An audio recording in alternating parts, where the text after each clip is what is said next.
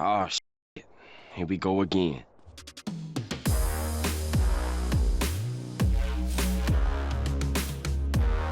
How's it going, you beautiful people? Logan JYA Drytron back at it again. This time, I've been bringing you a lot of post-Photon Hypernova goodness, but I wanted to roll back the clock a little bit and bring you something that you could play at locals this weekend before the set even drops. That's right, we have got pre-Photon Hypernova Ishizu Drytron ready to rock and roll and put up insane amounts of negates against your opponents while doing it as safe as possible against those darn bestials and those darn Ishizu shufflers. Listen, guys, we take their weapons and we use them for ourselves in this particular Drytron build, maxing out negates while having integrated counterplays to our opponent's strategies built in. Even if they mill our own deck, they may be surprised to see what they end up finding.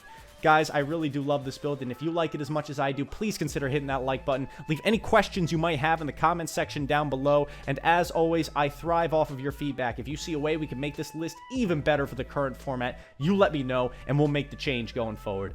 As always, guys, I immensely appreciate you. Help us get to 10K subs by hitting that sub button now. I've got more Drytron content for you, as well as a bunch of other of my favorite decks to really showcase for you guys. But without further ado, let's get into the deck profile, and there will be a test hand at the end, so stick around. Let's get it!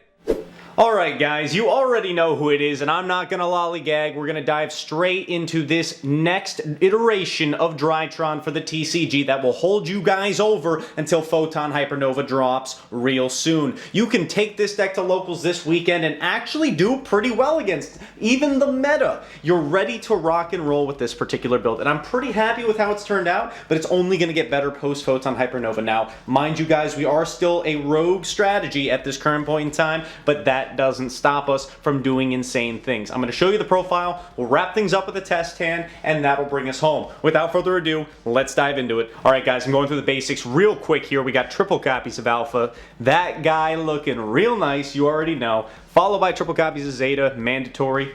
As well as our one of names, one Gamma, one Beta, and one Delta. So the same ratios that I employed in the post-Photon Hypernova build are still applicable here. I'm actually playing far fewer names than you might expect when you see the entirety of the build, and keeping in mind that this is a 50-card list, so this may seem light. But I'm telling you that in my testing and in my theory, this is the way to go, is a consolidated name package, because sometimes the Drytrons aren't even the stars of the show. And you'll see what I mean as we go on. But that's it for the Drytron names. It's literally 9 names, you know, hard names, I should say. And that's going to seem light to a lot of people, but I'm telling you, give it a try. You'll be surprised. Moving on to the ritual monsters, our main game plan for this build is our boy Herald of Perfection. You already know, we got the ulti ready to go, we line up as many negates as possible. Standard Alpha Zeta line guarantees you 1 to 2, but when you actually push it even further beyond with some of the other cards we're playing in this list, you're going to be seeing upwards of 3, even 4, maybe if you're lucky 5 negates locked and loaded for Perfection in hand. Again, it's very dependent. This isn't a 1-card combo deck. This is, what does my hand look like? Okay, this is what I can do with it kind of deck, right? So minimum 2-card combo deck, as you are all aware. But yes, Perfection is our boy in this build. Moving on from there for the rituals, we got triple copies of Ben 10. The one thing Konami did right for this deck. Now, you know what? Yeah, just give us Ipa back, please. That'd be great, alright? You already put Orange Light to 1. What more can you do to us? So, triple Ben 10, of course, mandatory. Followed it up with the 1 copy Vida 10. Even though we don't do the Chaos Max combos in this build, I still thought it was worthwhile to play the Ida 10. In fact, it comes up very often to get you into the ritual spell for Herald of Perfection if you don't hard open the pre-preparation of Rites, which guarantees you an additional negate in hand. So that's why it's worthwhile to play the Ida 10, in my opinion. Follow that up with the 1 copy of Natasha for stealing stuff. You get up to 4 of them in this build, and I do have room for the Draco Nids in this build without the Chaos Max stuff, so I'm actually very happy to be playing him, and he does come up quite often again, whether it be for closing out games or to use him in hand as a ritual material. Moving on from there, we got 2 copies of Diviner. You already know. This would be at 1 if Choji existed, but since it does not yet, we are playing 2 Diviners in this particular build. Follow that up with 1 Herald of Green Light for negating spells, if you don't know what it does, and 1 Herald of Orange Light because Konami hates me and put this card to 1 for the Sins of the Tier Elements. It's quite unfortunate for us.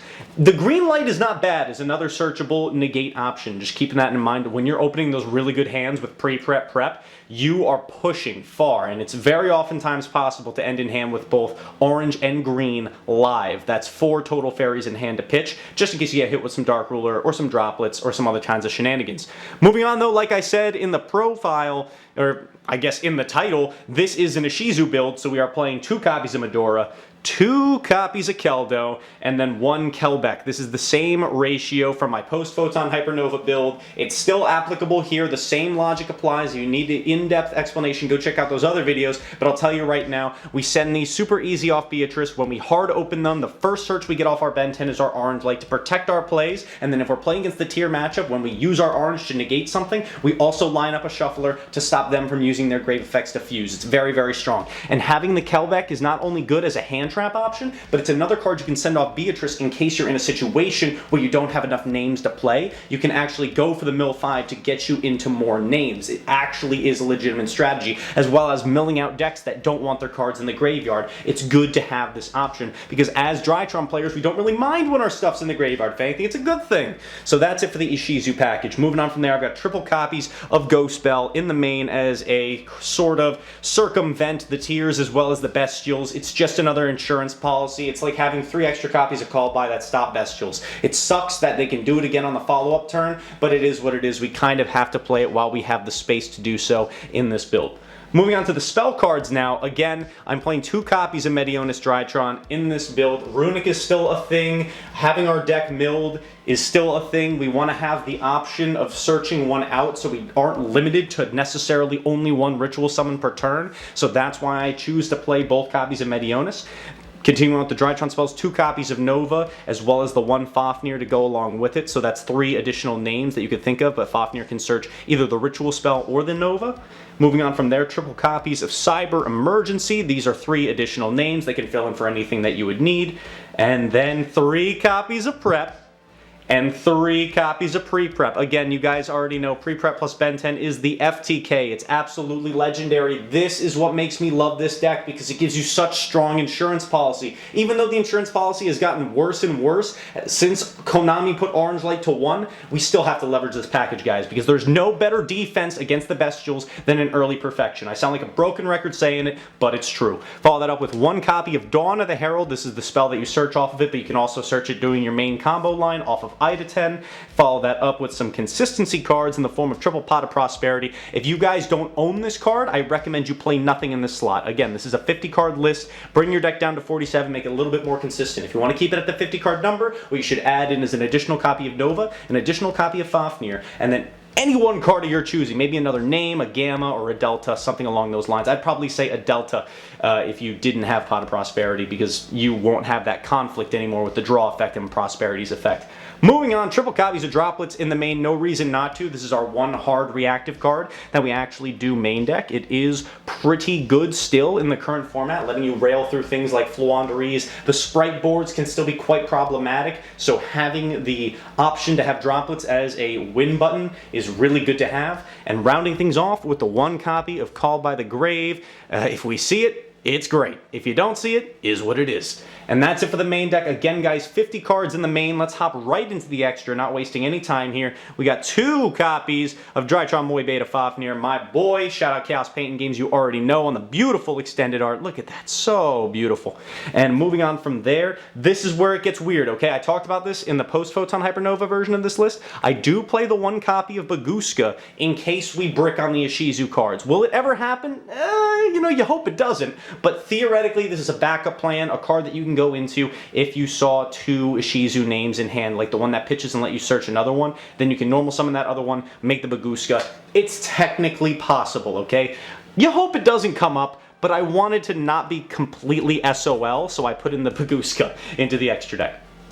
Moving on, 1 copy of Downer Magician. It's just for your Zeus plays. Big boy Zeus here, still here in action. So many matchups where this is still good. Just not necessarily great in the tier element matchup. But hey, that's okay. We still stay ready. And finally, closing out the X-Seeds, we got the 1 copy of Beatrice, La Dame de Eternal. Looking nice, sending whatever we need, whether it be an Ishizu shuffler in our main combo line, sending a name to give us additional access. Whatever you need, Beatrice provides. So that's why we play her. Moving on to the Link monsters, we got one copy of the Relinquished Anima, no reason not to play it, punish those players who summon to its zones. It's insane. Also goes with our boy Lava Golem, who's in the extra, you already know. Moving on from there, one copy of Nightmare Phoenix. The spell and trap removal does come up. He's also another generic Link 2, which we can climb into and then use him as a mid-step to get into our Sprite Elf. This guy right here, you use him to bring back Diviner on the opponent's turn, as well as for his targeting protection, so you don't have to burn your negates on imperms when they try and go after your perfection. If they try and imperm this guy, you just say, whatever, is what it is. I don't really care. Didn't need to bring back the Diviner anyway. So, pretty important stuff there when it comes to the Sprite Elf. Coming up with that, we also got the IP Masquerena, and some of the targets we have for it include the Nightmare Unicorn, another form of removal, you know, targeting, shuffling, not too bad. One copy of Apollosa, additional negates. There are going to be times and matchups where you're going to want to have this guy, whether it be the Fluanderies or the Sprites. This is not a terrible option to go into. And then, of course, we got the Borrelsword Dragon for closing out the games, and you make this with IP, it is nay unkillable. All right, it's okay. It's no Avermax, but it's still pretty hard to get over. And then finally, the last two cards in the extra are our Diviner targets. That's one Herald of the Arclight, as well as one Elder Entity Entis. Now I'm going to bring this list to a close with the side deck, and I'm going to run through this really fast. I got the one copy of Lancia to go in for the Fluanderies and the Kashtires, which are going to be coming out soon. Although the side deck might change a little bit more for those guys, I'll be honest. We got the Bestial package, still playing a small Bestial package of 2 Magnemite, 2 Druis Worm, and then 1 Saronir, just because there's no reason not to when you're going against the tiers. It's another option, another game plan and form of interruption, and you can use them to overlay into your Beatrice, which gives you access to names. I already talked about him earlier. You know the GOAT, the absolute legend, Lava Golem, sacking over those opponents' board, causing you no issue, no more, once they are sacrificed, and then you suck it up with an Anima or a Natasha. Pretty good. Got Triple Tactics Talents put into the side deck, not room for it in the main. If you wanted to change out the bells for this card, you totally could, but I only want to have this card in my main deck when I know I'm going first, more oftentimes than not. And then finally, wrapping things up with Triple Cosmic Cyclone to blow out the opponent's back row. Guys, with that, I am going to bring this profile to a close, but don't go anywhere because we're going to do a quick test hand. Let's get into it. Alright guys, you know how we like to do things. I'm going to wrap up this profile with a test hand to show you guys what the deck can do when it's going first full combo. I'm going to try and play it out as safe as I can. In the current format, pre-Photon Hypernova, here we go. Let's get started. We got a Droplets, a Zeta, an Emergency, a Pre-Prep, and a Fafnir. Oh, we're packing heat. We are absolutely packing heat. So I'm going to waste no time and I'm going to dive right into it. The first thing I'm going to do is play that Emergency here, and I am going to go straight for the Alpha. Alright, there we go. The Alpha male is in the house. Seldom will anyone ever actually ash an Emergency. They'll be tempted to ash an Alpha, but since they know I have that, I'm going to go for the Pre-Prep next and see which one they really want to ash, because they could get hard punished if they don't ash this, or they can ash the Alpha and see how that goes for them later. But anyway, this is going to get us both our Perfection as well as our Dawn of the Herald, and we are so set up for success at this point.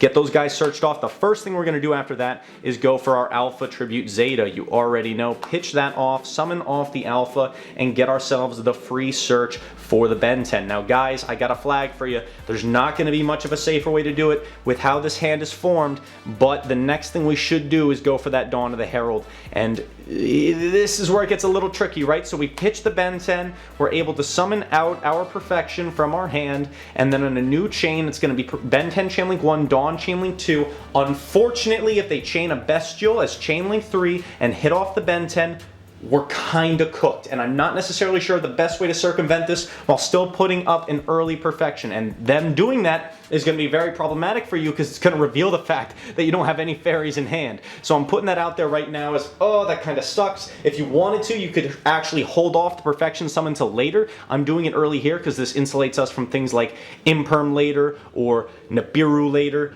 but against the Bestials, unfortunately, without a hard-drawn fairy in hand, this is not the greatest situation to be in. Regardless, though, I'm still going to choose to play it out this way, so we'll add back the Ben 10 like so, and then Ben 10 effect will search us out a free copy of Diviner from the deck.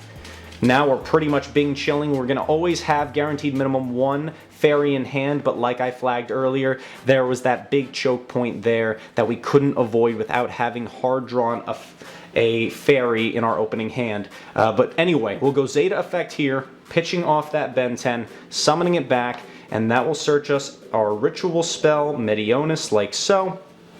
And then we'll use Ben 10's effect again, because why not? We love abusing this beautiful card. And that can grab us our Herald of the Orange Light. Just going to start lock and loading those disposable negates relatively early.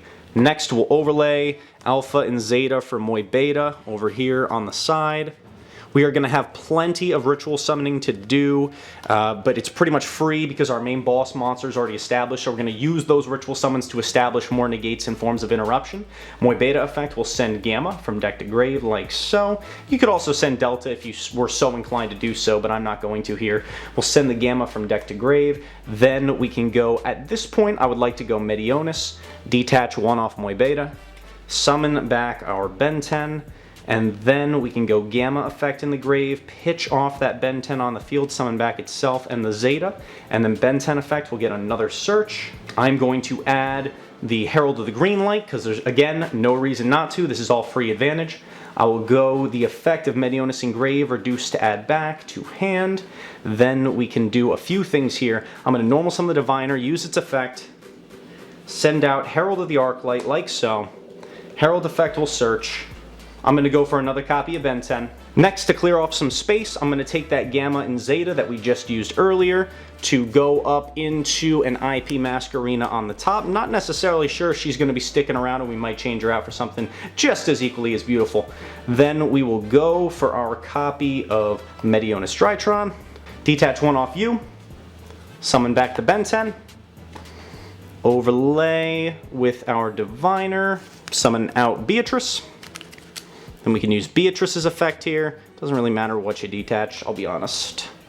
And I will send from deck to grave. In this situation, I'm going to send Delta. Now, if I was a smarter man, I probably would have gone for the Fafnir a little bit earlier and used it to search out a copy of Nova and extend the board a little bit further. But since I'm a dingus, instead, I'm going to use the Fafnir here, and I can either search a Nova or search another copy of Medionis. I'm actually going to search the secondary copy of Medionis because, again, you'll see why. There's no reason really not to do so. I'll go Medionis effect, take that Moy Beta from the field, sack it off, and summon back another Ben 10, and you'll see why in just a moment here. It's because I'm actually going to go for the Delta effect in grave, sacking off that Ben 10 to summon it back to the field, reveal the Ben 10 we already have in hand. That'll give us a free draw. Oh, yo! That's a pretty dirty draw. It could have been anything, but that is a pretty dirty draw. Getting a Kelbeck, not only is that an additional hand trap, it's another negation for your perfection, and then on resolution of that, we can go Ben 10 effect here to search and grab ourselves one more negate to lock and load. And in this situation, hell, there's no reason not to. I'm just going to grab the Ida 10 because it's another card we don't really mind having in rotation. We're not necessarily done yet here. I'm going to take that IP and that Delta from earlier and turn them off into a Sprite Elf on the top like so. If you wanted to be protecting the Beatrice, you could have just as easily summoned it here. It really makes no difference.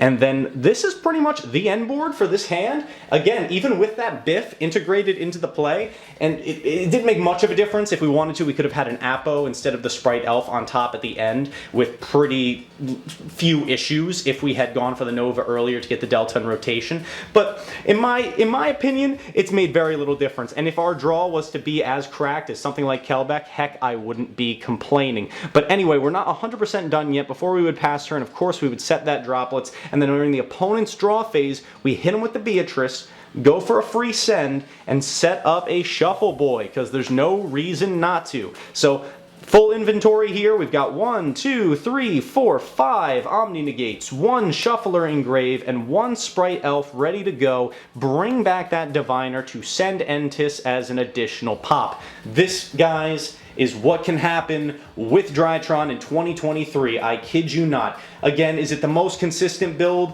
It's pretty good, but it's not the most consistent, if I'm being 100% honest. It's definitely got one of the highest ceilings, though, of any Drytron build that has ever been possible to play since the banning of Eva. So I'm a huge fan of this list. Let me know what you guys think of it in the comment section down below. If you have any questions, be sure to let me know down there as well. And that's all I got for you guys today. Logan, JYA, Drykage, signing off. Have a great day. I'll see you chumps later. Peace.